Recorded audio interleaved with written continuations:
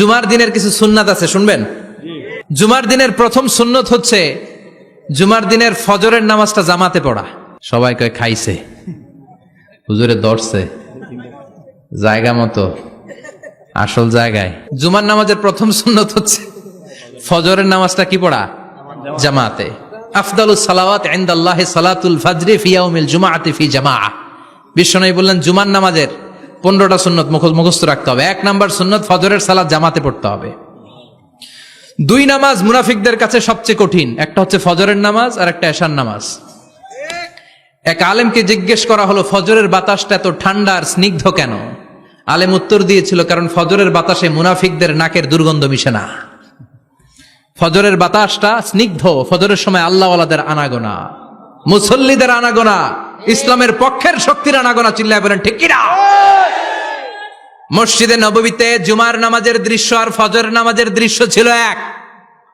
বাংলাদেশে ফজরের নামাজের দৃশ্য আর জুমার নামাজের দৃশ্য এক নাকি? ফজরের নামাজের সময় মুসল্লি নাই, এক কাতার হয় না, আর জুমার নামাজে পাক্কা মুসল্লি দেরি করে গেলে বারান্দায়ও জায়গা পায় না। কথা কন? তাহলে ফজরের নামাজটা আমরা জামাতে পড়বো ইনশাআল্লাহ। ইনশাআল্লাহ এত আসতে ইনশাআল্লাহ, আরো জোরে পড়েন ইনশাআল্লাহ। মনে থাকবে?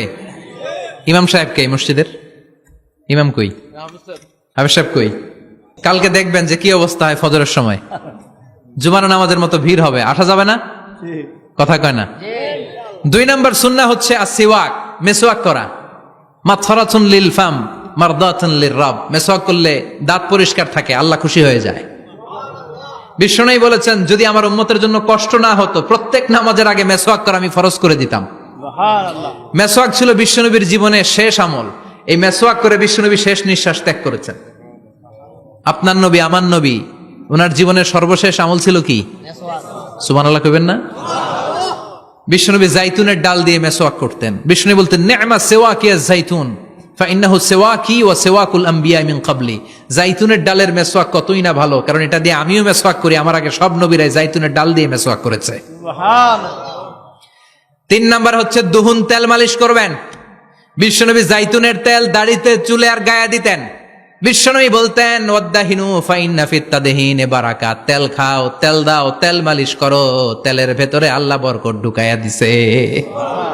তেল দিবেন তো? 4 নম্বরে আত্তিব, জুমার দিনে সুগন্ধি লাগিয়ে যাওয়া সুন্নাত। লাগাবেন? লাগাতে রাজি আছেন? বিশ্বনবী বলতেন এই দুনিয়ার 3টা জিনিস আমার কাছে সবচাইতে প্রিয়। হুব্বিবা ইলাইয়া মিন দুনিয়াকুম সালাস। 1 হচ্ছে আন-নিসা, নারীদেরকে আমি পছন্দ করি। 2 হচ্ছে আত্তিব, সুগন্ধি লাগাতে আমি পছন্দ করি। বিশ্বনবীরে কেউ সুগন্ধি হাদিয়া দিছে, বিশ্বনবী নেয় নাই, এরকম কোন ঘটনা ঘটে নাই। আল্লাহু আকবার। 3 নম্বরে কুররাতু আইনি ফিস সালাহ। নামাজের মধ্যে যখন আমি দাঁড়িয়ে যাই আমার চক্ষুটারে ঠান্ডা করে দেয় কে?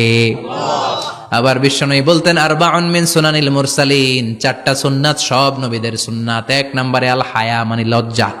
আরেক বর্ণনা এসেছে আল খিতান মানে সুন্নাতে খাতনা, এটা সব নবীদের ছিল। আর সেওয়াক, সব নবীরা মেসওয়াক করেছেন। আত্তিব, সব নবীরা আতর লাগিয়েছেন।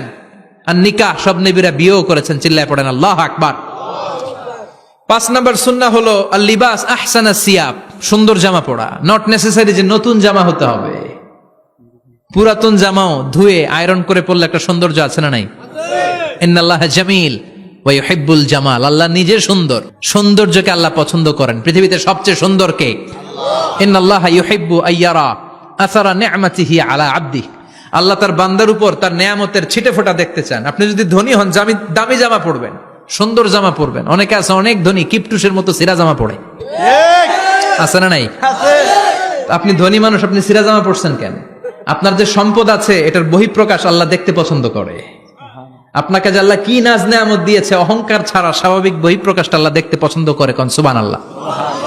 এরপরে 6 নাম্বার হলো ইকসারুস সালাহ আলান নবী, বিশ্বনবীর উপর বেশি বেশি দুরূদ পড়া।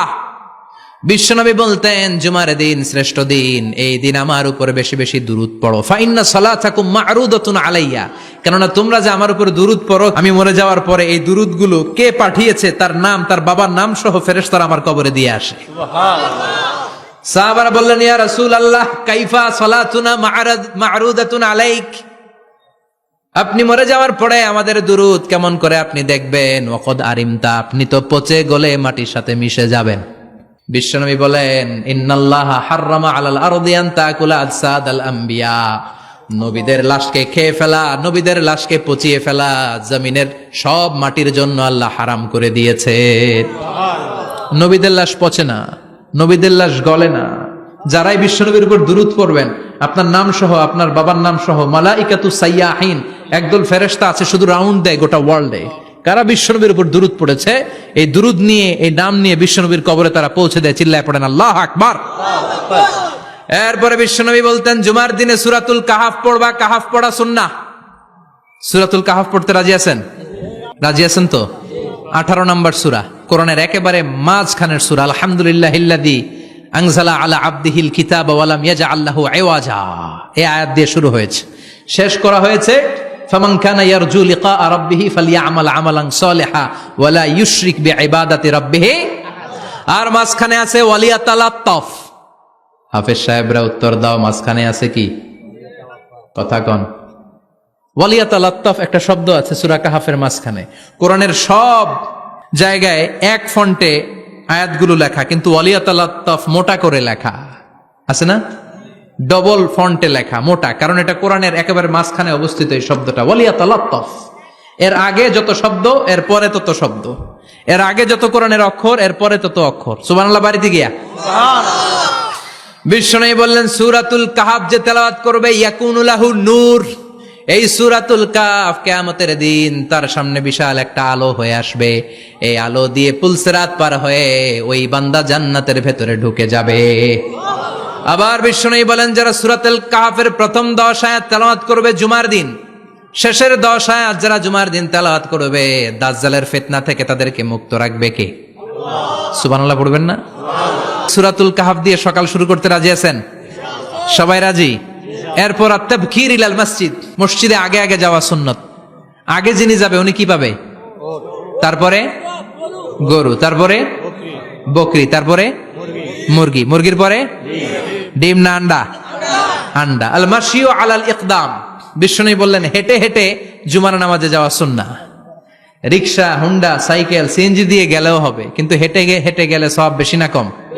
প্রতি কদমে কদমে আমলনামায় সওয়াব দিয়ে দিবে কে? এরপরে বিশ্বনবী বললেন, আদামু তাখাত্তি রিকাবান নাস, মানুষের ঘাড় ডিঙ্গিয়ে সামনে না যাওয়া সুন্নাহ।